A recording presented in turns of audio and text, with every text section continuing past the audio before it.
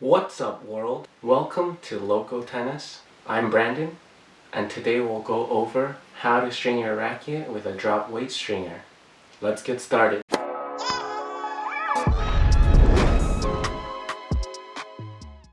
First, let's go over all the parts. Here are some items that would come with your drop weight stringer. These are floating clamps. These hold your string in place while you're tensioning out. These are the mounting pieces, and these hold your racket in place while you're stringing. Here's a cutter for when you need to tie off knots or cut a length of string. Here are some pliers, and here's an adjustment tool for when you put your tennis racket on the string machine. Here are some potential string types that you would want to string your racket with. Polys are more durable, have more spin potential, but the least amount of string tension maintenance. But overall, they're a high quality string. Here's an example of a multi-filament string.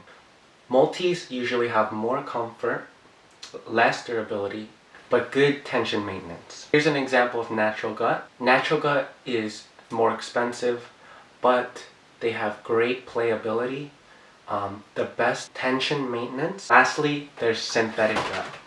Synthetic gut is a cheaper alternative. It has all-around playability, nothing too stellar, nothing too terrible. It's a great string for beginners and intermediates alike. Sometimes they're also used in a hybrid setup. Let's start stringing. You'll need to mount your tennis racket at the middle two grommets displayed here. You want to check if your racket has 3 grommets sticking out at the bottom or 4. So because my racket has 4 grommets at the bottom sticking out, we're going to start from the top. If you have 3, you would start from the bottom. So now we'll be placing our racket onto the stringing machine and putting in the mounting pieces. So you want to put the big mounting piece first and then screw it in with that little screw at the end. Today we're going to string this racket with ISO-speed baseline control at 16L, depending on the string pattern of your tennis racket. For this case, this is a 16 by 19. I usually want to measure out 1 or 2 extra, 18 for the mains and 21 for the crosses. Alright, so we'll be starting from the top here. Bring the strings into those grommets, down and pull. Make sure that the strings are of equal length here. Put the floating clamp a little bit away from the edge of the frame, just so we can put another floating clamp right there. I'm gonna pull the string through the grommet like so, and pull it all the way.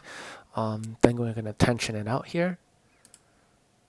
Here I'm just showing you how the drop weight functions. So there's different pounds like stenciled into drop weight bar. So one thing to note for the drop weight stringer is that you want to keep that blue face parallel to the ground, and you can use the little knob to adjust accordingly to whatever tension that you want. For me, I like 56 pounds, and something to note is that drop weight stringers lose some tension while stringing. Usually I would like a 51 to 52 pound tension. So here I'm just putting another floating clamp in. We tensioned it out. We're gonna keep that tension. Now you just repeat the process.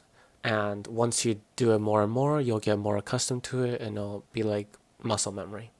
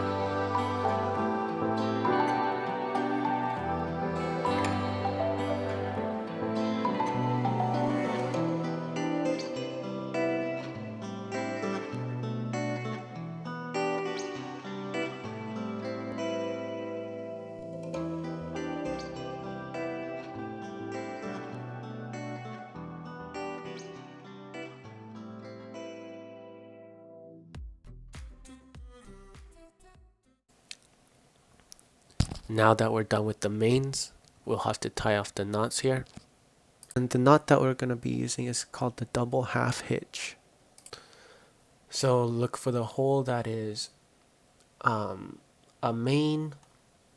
It should be the widest hole, and so you want to go through that hole, and depending on where your string comes out, if on the left or the right side, you'll want to go over, then under, then through the loop, and that'll be one of your knots. And you'll do that again.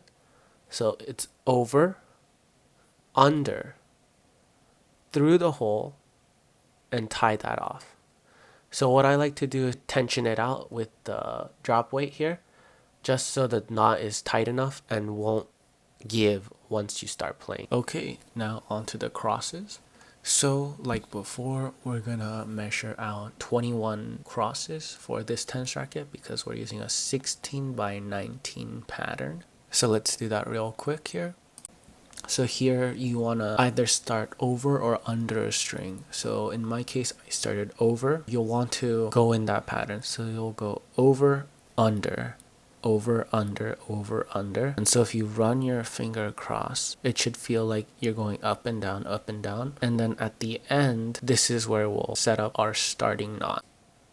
Okay, so we'll put the string inside the hole that is used by the main string as well. You want to follow the same steps as the double half hitch and just tension that out. Okay, so now that we have our starting knot, we're just gonna repeat the same pattern, going over, under. So we only have to use one floating clamp for the horizontal crosses. Clamp closest to the frame as possible so that we can maintain the tension.